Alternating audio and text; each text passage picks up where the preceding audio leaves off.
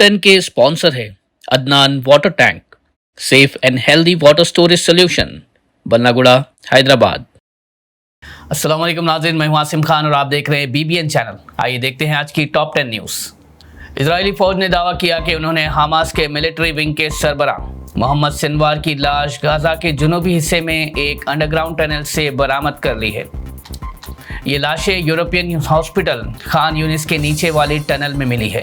Israel फौज ने tunnel की तलाशी के दौरान सिनवर और शनाबे के सामान के साथ मजीद इंटेलिजेंस भी हासिल की।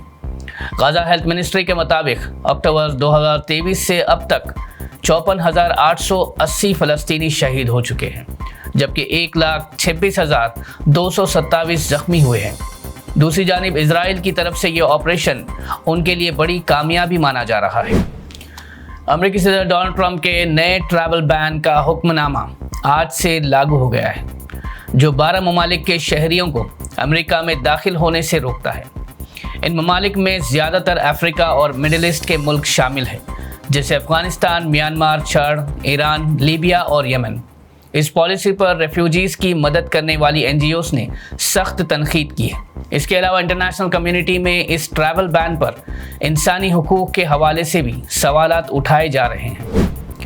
गल्फ एयर की फ़्लाइट GF213 को कुवैत इंटरनेशनल एयरपोर्ट पर बॉम्ब थ्रेट मिलने पर एडिशनल सिक्योरिटी के साथ महफूज तौर पर उतार दिया गया। इसके बाद सिक्योरिटी टीम्स ने तैयारा मुकम्मल तौर पर चेक करते हुए पैसेंजर्स को एहतियातन एयरपोर्ट लाउंज तक पहुंचाया।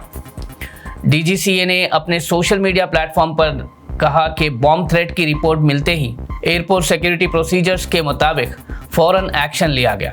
बॉम्ब थ्रेट देने वाले शख्स को गिरफ्तार कर लिया गया है और उसके खिलाफ कानूनी कार्रवाई और तहकीकात जारी है। कांग्रेस पार्टी प्रेसिडेंट मल्लिकार्जुन खड़गे ने कहा कि मोदी सरकार ने 11 साल में मुल्क की जमहूरियत, मईशत और समाजी बुनियादों पर गहरी चोट पहुंचाई है। उनके मुताबिक बीजेपी RSS ने आईनी इदारों को कमज़ोर किया और फेडरल स्ट्रक्चर को नुकसान पहुंचाया है। खड़गे ने कहा कि नफरत और खौफ का माहौल बढ़ रहा है और दलित, आदिवासी और कमज़ोर तबकों को महरूम किया जा रहा है। मईशत में GDP ग्रोथ गिरकर 5 से 6% हो गई है, जबकि UPA दौर में 8% थी। महंगाई बढ़ गई है और रोज़गार की कमी ने आवाम को मुतासिर किया है। खड़गे ने डीमोनेटाइजेशन, गलत GST और लॉकडाउन को मुल्क की तबाही का सबब करार दिया। कांग्रेस पार्टी के इल्ज़ामात के बाद बीजेपी के राष्ट्रीय प्रेसिडेंट JP नड्डा ने आज मोदी सरकार की 11 साल की हुकूमत को सुनहरे हरूफ में लिखने लायक करार दिया। उन्होंने कहा कि मोदी ने देश में परफॉर्मेंस ड्राइवन पॉलिटिक्स और अच्छा गवर्नेंस कायम किया है। नड्डा ने कांग्रेस के दौरे UMPK को करप्शन और स्कैम से भरा हुआ करार दिया। उन्होंने राहुल गांधी को तनकीद का निशाना बनाते हुए उनके बयानात को गैर जिम्मेदाराना कहा। बीजेपी चीफ ने कहा कि मोदी सरकार ने देश को नए रास्ते पर डाल दिया है, जो तरक्की और ईमानदारी की मिसाल है। Ministry of health and family welfare के मुताबिक भारत में कोविड-19 के एक्टिव केसेस 6,491 तक बढ़ गए हैं, जिसमें सिर्फ एक ही दिन में 358 नए केसेस शामिल हुए हैं। सबसे ज़्यादा केसेस केरला, दिल्ली, महाराष्ट्र, गुजरात और वेस्ट बंगाल से है। मिनिस्ट्री ने पब्लिक से एहतियाती तदाबीर जारी रखने की अपील की है, जैसे मास्क पहनना और हाथ धोना। हेल्थ मिनिस्ट्री के मुताबिक जनवरी 2025 से अब तक मुल्क भर में कोविड से मुतासिर होकर कुल 65 लोगों की जान जा चुकी है। DMK के सीनियर लीडर A राजा ने कहा कि उनकी पार्टी मोदी और अमित शाह जैसे मामूली अफराद से नहीं डरती। राजा ने अमित शाह की तनकीद को झूठ और नफरत पर मबनी करार दिया। उनका कहना था कि तमिलनाडु में बीजेपी के लिए कोई जगह नहीं, क्योंकि वहाँ द्रविडियन सोच मजबूत है। राजा ने कहा कि द्रविडियन आइडियोलॉजी बीजेपी के सैफ्रॉन एजेंडे का मुकम्मल जवाब है और ये बीजेपी को तमिलनाडु में कामयाब नहीं होने देगी। साइबराबाद के अत्तापुर और जलपल्ली में कैटल सैक्रिफाइस और जानवरों के ट्रांसपोर्टेशन को लेकर कल रात को शदीद तनाव पैदा हुआ। कुछ शरपसंद अनासी ने जलपल्ली के स्लॉटर हाउस जाने वाली DCM गाड़ियों को रोका और ड्राइवर्स पर हमला किया, फिर गाड़ियों को आग लगा दी। जलपल्ली पुलिस फौरन वाक़े पर पहुंची और काफ़ी जिद्दोजहद के बाद सिचुएशन को काबू में कर लिया। पुलिस कमिश्नर ने एफआईआर दर्ज करते हुए लीगल एक्शन का ऐलान किया और आवाम से कानून को अपने हाथ में ना लेने की अपील की। एआईएमआईएम के प्रेसिडेंट असदुद्दीन ओवैसी ने हैदराबाद में गौरक्षक विजिलेंटिस के कैटल ट्रेडर्स पर हमलों पर सख्त तनकीद की।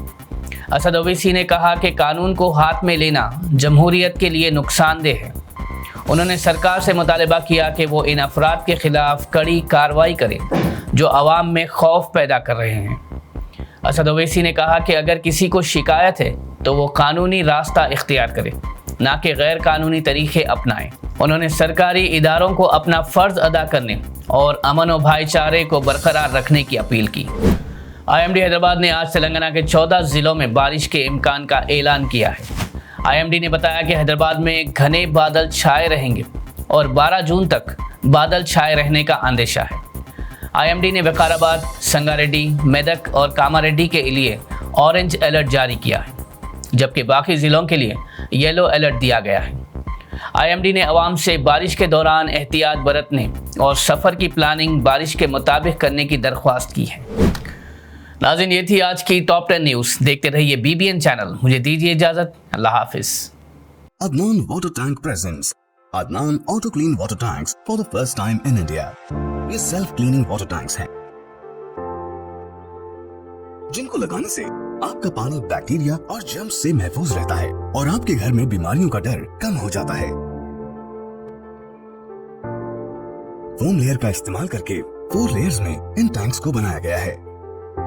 तो आप भी अपने घरों से साधारण वाटर टैंक्स को हटाइए और घर ले आए Adnan auto clean water tanks. Adnan water tanks, safe and healthy water storage solution, Bangalaguda, Hyderabad.